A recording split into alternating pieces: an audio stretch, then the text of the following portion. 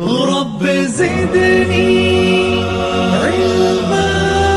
الحمد لله رب العالمين والصلاة والسلام على أشرف الأنبياء والمرسلين وعلى آله وصحبه أجمعين اما بعد. عزیز طلباء اور میرے دینی ملی بھائیوں، آج توسل ممنوع سے متعلق گفتگو ہوگی انشاءاللہ.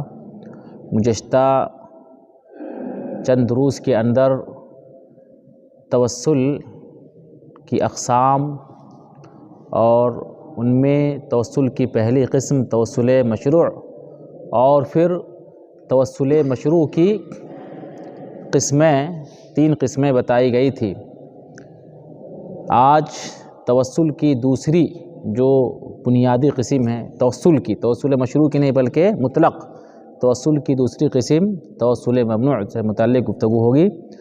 توسل ممنوع کی تعریف بتائی گئی تھی. اس کا واضح مطلب ہے کہ ایسا توسل جو ممنوع ہو، جو شریعت میں کیا ہو؟ ممنوع ہو، ناجائز ہو. اس کی اصل تعریف کیا ہے؟ التوسل الی اللہ تعالی بما لم یثبت فی الشریعۃ انہ وسیلہ، یعنی اللہ تعالیٰ کا تقرب ایسی چیز کے ذریعے سے حاصل کیا جائے جس کے بارے میں شریعت میں یہ ثابت نہیں ہے کہ یہ وسیلہ ہے، کہ یہ وسیلہ ہے. تو غیر ثابت شدہ وسیلہ کے ذریعے سے اللہ تعالیٰ کا تقرب حاصل کیا جائے، یہ ہے توسل ممنوع. تو پچھلے دروس میں بتایا گیا تھا کہ توسل مشروع کی بہت ساری شکلیں ہو سکتی ہے، قسمیں ہو سکتی ہے. کہ سب سے پہلے یہ بتایا گیا تھا کہ اللہ تعالیٰ کی جو صفات ہیں، اللہ تعالیٰ کے جو اسماء حسنی ہیں، ان کے وسیلے سے، یعنی ان کو وسیلہ بنانا ہے اور اللہ تعالیٰ سے تقرب حاصل کرنا ہے. اس کے بعد بتایا گیا تھا کہ نیک اعمال کے ذریعے سے توسل اختیار کرنا ہے. جو بھی انسان خود اچھا کام کرتا ہے، نیک کام کرتا ہے، اور پھر حدیث میں اس کا تذکرہ ہے اور حوالہ بھی دیا گیا، دلیل دی گئی تھی. اس کے بعد یہ بتایا گیا تھا کہ نیک لوگوں کی دعا کے ذریعے سے تقرب حاصل کرنا، نیک لوگوں کی دعا کو وسیلہ بنانا ہے. تو یہ سب اور بھی بہت ساری چیزیں ہیں، تفصیل اس میں بتائی گئی تھی، اشارہ کیا گیا تھا، اور بھی اس کے بہت سارے مسائل ہیں، لیکن یہی چند اہم چیزیں ہیں. تو اب جو کچھ بھی شریعت میں ثابت نہیں ہے کہ یہ وسیلہ ہے، ان کے ذریعے سے اگر وسیلہ اختیار کیا جائے، اللہ تعالیٰ تقرب حاصل کیا جائے، تو یہ ممنوع توسل کہلاتا ہے. تو غیر ثابت شدہ، غیر مشروع چیز سے اللہ تعالیٰ کا تقرب حاصل کرنا اور اس کو وسیلہ بنانا. اس کی بھی کئی قسمیں ہیں. 3 اہم اور بنیادی قسمیں یہاں پہ بتائی گئی ہے. سب سے پہلے ہے التوسل الی اللہ تعالی بدعاء الموتى، اللہ تعالیٰ کا تقرب حاصل کیا جائے. کیسے؟ جو غیر مشروع چیز ہے، جیسے مردوں سے دعا کرنا، یعنی مردوں سے دعا کر کے، مردوں کو پکار کر کے وسیلہ بنانا، اللہ تعالیٰ کا تقرب حاصل کرنا. ظاہر ہے پہلے بتایا جا چکا ہے کہ اگر ہم کسی کی دعا کا وسیلہ بناتے ہیں تو وہ زندہ ہونا چاہیے. زندے لوگوں کی دعا کا وسیلہ بنائیں گے، یہاں تک کہ اللہ کے رسول صلی اللہ علیہ وسلم اب وفات پا چکے، ان کی دعا کا وسیلہ ہم نہیں بنا سکتے. اسی لیے صحابہ کرام نے اللہ کے رسول صلی اللہ علیہ وسلم کی وفات کے بعد کس کی دعا کا وسیلہ بنایا؟ آپ کے چچا محترم حضرت عباس بن عبد المطلب رضی اللہ تعالیٰ عنہ کی دعا کا وسیلہ بنایا. اسی وجہ سے تو جب اللہ کے رسول صلی اللہ علیہ وسلم کی دعا کا وسیلہ نہیں بنا سکتے، چونکہ آپ اس دنیا سے فوت پا چکے، تو عام مردوں سے کیسے ہم وسیلہ بنا سکتے ہیں؟ عام مردوں کی دعا کو کیسے وسیلہ بنا سکتے ہیں، یا عام مردوں کو کیسے ہم پکار سکتے ہیں، ان کو خود کیسے ہم وسیلہ بنا سکتے ہیں، ان کی ذات کو ہم کیسے وسیلہ بنا سکتے ہیں؟ تو یہ شرعاً ممنوع ہے. بلکہ والاستغاثہ بہم، یہاں پہ یہ بھی یاد رکھنا ہے کہ جو غائبین ہیں، ابھی موجود نہیں ہیں، بہت دور رہتے ہیں، کسی اور شہر میں، کسی اور ملک میں، ان کی ذات کا وسیلہ بنانا یا ان کی دعا کا وسیلہ بنانا یہ ممنوع ہے. والاستغاثہ بہم، اور مردے لوگوں سے فریاد کرنا، جو بھی مردے ہیں، قبر کے اندر ہے، چاہے वली हो, बुज़ुर्ग हो, कोई भी हो, बड़े से बड़े, नेक से नेक लोग, कोई भी अगर मुर्दे हैं तो उनसे हम फरियाद नहीं कर सकते, हम उनसे अपनी ज़रूरत पूरी नहीं करवा सकते, उनको नहीं पुकार सकते, उनसे दुआ नहीं मांग सकते। वसवालुहुम क़ज़ाल हाजात, बहुत सारे लोग मुर्दे से अपनी हाजात की बरारी की दुआ मांगते हैं, यानी हाजात पूरी करवाते हैं कि मेरी फ़ला परेशानी है, मेरी फ़ला ज़रूरत है, तो ए वली आप बख्श दीजिए या आप पूरी कर दीजिए या अल्लाह ताला से हमारी सिफारिश कर दीजिए। तो उनके सामने अपनी हाजात रखना, या तफरीजुल कुर्बात, या मुसीबतों को उनके ज़रिए से दूर करवाना, मुसीबतों को उनके ज़रिए से दूर करवाना। इसी तरह से और भी बहुत सारे आमाल हैं, बहुत सारी चीज़ें हैं। फ़हाज़ा मिनश्शिरकिल अकबर अन्नाक़िल मिनल मिल्ला, तो इस तरह की जो भी चीज़ें हैं वो शिरक अकबर है, जो शिरक अकबर मिल्लत से क्या कर देता है, खारिज कर देता है। अल-मुखरिज मिनल मिल्ला, अन्नाक़िल मुंतकिल कर देता है, यानी मुखरिज शरीयत से क्या कर देता है, मिल्लत से उसको खारिज कर देता है, ये शिरक अकबर है। यानी मुर्दों की ज़ात का वसीला बनाना ये शिरक अकबर है। इसी तरीके से मुर्दों को पुकारना कि ये वसीला है, जैसा कि अल्लाह ताला ने फरमाया मा नअबुदुहुम इल्ला लियुक़र्रिबूना इलल्लाहि ज़ुल्फ़ा, यहाँ पे वसीले की बात की गई है कि हम मुर्दों को इसलिए पुकारते, हम उनकी इबादत नहीं करते या हम उन्हें नहीं पुकारते सिवाय इसलिए कि ये अल्लाह ताला से हमके क्या कर दे, हमें क्या कर दे, करीब कर दे। लियुक़र्रिबूना, हमें करीब कर दे, किससे करीब कर दे, अल्लाह ताला से। यानी कि ये बीच में वसीता है, यानी कि क्या है, बीच मीडियम, बीच में क्या है, मीडियम, बीच में माध्यम है, यानी कि ये मीडिएटर का काम कर रहे हैं, वास्ता का काम कर रहे हैं, बीच में जीना है, ये हमें अल्लाह तक पहुँचाएंगे, तो उनकी ज़ात को वसीला बनाते हैं। और आप लोग यूट्यूब वगैरह में या आप देखें सोशल मीडिया में बहुत सारे मज़ारात हैं, बहुत सारे मज़ारात हैं, दरगाहें हैं, आप देखें। और मैंने क्लासों में बताया भी है कि खुल्लम खुल्ला बुज़ुर्गों को, पीरों को, मुर्दों को बिल्कुल अल्लाह का दर्जा दिया जाता है और बिल्कुल शिरक अकबर का मुज़ाहरा किया जाता है और कहा जाता है कि तू दिलों के हाल को जानता है, ए फ़लाँ तू दिलों के हाल को जानता है, अपने अक़ीदतमंदों की परेशानी को दूर कर दे। ये शिरक अकबर है, वाज़ह तौर पर क्या है, ये शिरक अकबर है।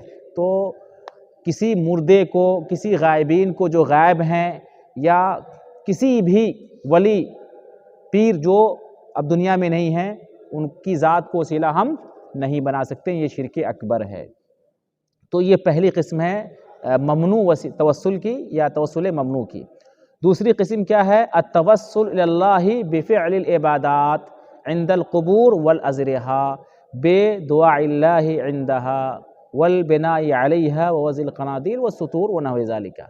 यानी नेक आमाल के ज़रिए, इबादात के ज़रिए से अल्लाह ताला का तवस्सुल इख्तियार किया जाए, अल्लाह ताला का तक़र्रुब हासिल किया जाए। कहाँ पर नेक आमाल इबादात कहाँ अंजाम देंगे, इंदल क़ुबूर, कब्र के पास। ये ममनू तवस्सुल है, यानी कब्र के पास हम इबादत कर रहे हैं। मज़ार इंदल अज़रिहा, अज़रिहा कहा जाता है ज़रीहुन जमा अज़रिहा, ज़ाद से, ज़रीहुन जमा अज़रिहा, ज़ात रा या बड़ी हा, ज़रीहुन जमा अज़रिहा का माना होता है मज़ार। तो कब्रों के पास जाकर के, कब्रिस्तान में जाकर के, या मज़ार पर जाकर के, या दरगाह या खानका वगैरह पे जाकर के इबादात को अंजाम देना, अच्छे काम करना। मिसाल के तौर पर आजकल क्या होते हैं, कुरान की तिलावत की जाती है, मज़ार पे जाके लोग क्या करते हैं, कुरान की तिलावत करते हैं। इसी तरीके से आप देखते होंगे, आप कहीं अगर गुज़र है और मुशाहदा करते हैं तो वहाँ पे जाके दुआएं करते हैं, वहाँ पे जाकर क्या करते हैं, हर जुमा को ख़ास तौर से दुआएं करेंगे कब्रिस्तान पे जाकर के। इसी तरीके से वहाँ पे और भी क्या क्या करते हैं।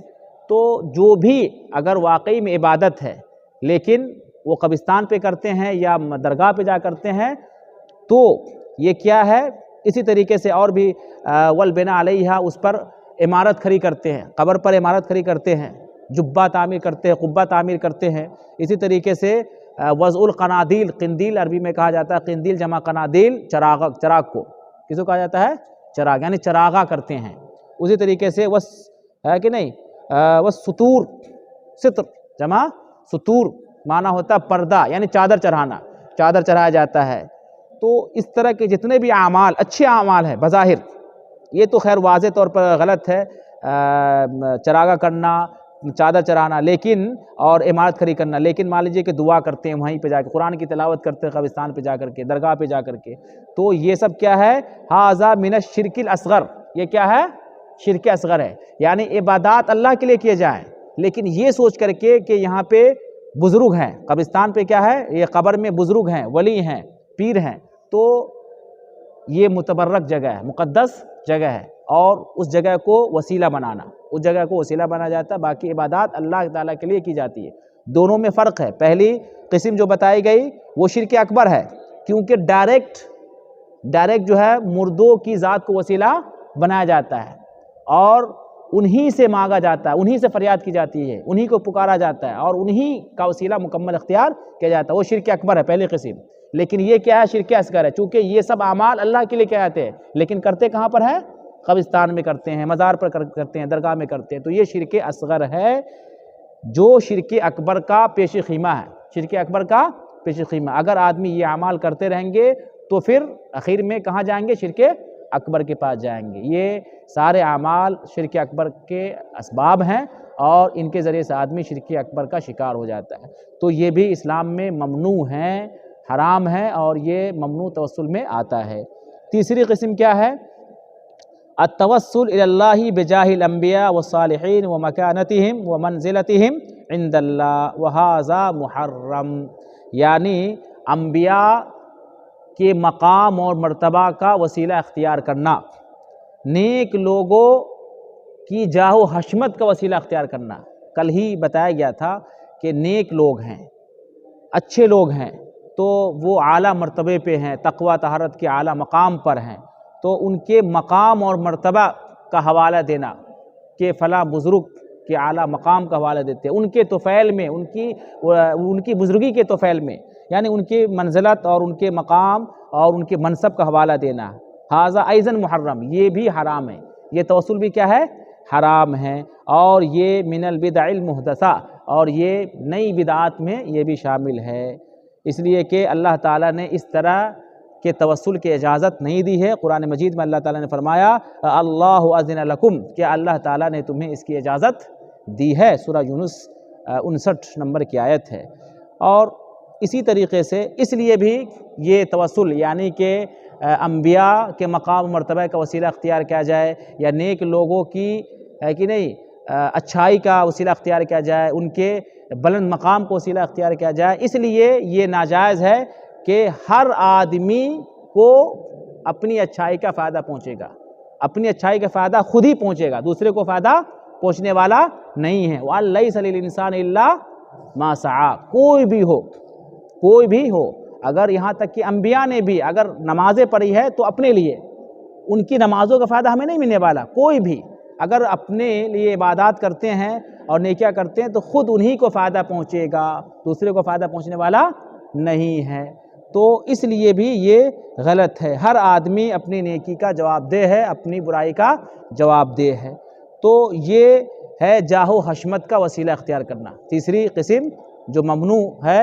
وہ ہے کسی کی لیکن حشمت، کسی کے اعلیٰ مقام اور مرتبہ، کسی کی مرتبت کا وسیلہ اختیار کرنا۔ تو اس طریقے سے توسل ممنوع کی یہ قسمیں ہیں اور یہ صورتیں ہیں، ان میں سے کوئی بھی توسل ہو وہ اسلام میں حرام ہے، اور بھی توسل ممنوع کی بہت ساری قسمیں ہیں، اور بھی بہت سارے طریقے ہیں، بہت ساری صورتیں ہیں۔ تو یہاں جو مین توسل کے طریقے ہیں اور مین جو قسمیں ہیں جو عام لوگوں کے اندر پائی جا رہی ہیں، انہی کو یہاں پہ بیان کیا ہے، باقی مفصل کتابیں ہیں توسل سے متعلق، وہاں پہ وہ چیزیں مذکور ہے۔ تو اسی پہ اکتفا کرتے ہیں۔ اللہ تعالیٰ سے دعا ہے کہ بار الہ ہم تمام لوگوں کو توسل ممنوع کو سمجھنے اور اس سے بچنے کی